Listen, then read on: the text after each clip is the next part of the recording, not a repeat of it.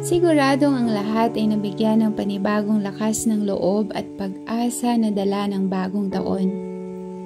Nakaramdam tayo ng paniniwalang uusad ang mga nasadsad na mga oportunidad. Magbubukas ang mga sumarang pintuan at muling titindig para sa mga bagong plano at hangarin. Ibang ihip ng pag-asa para sa lahat ng nakaramdam ng pag-iisa, pagsasantabi, panghihina at pagkabigo.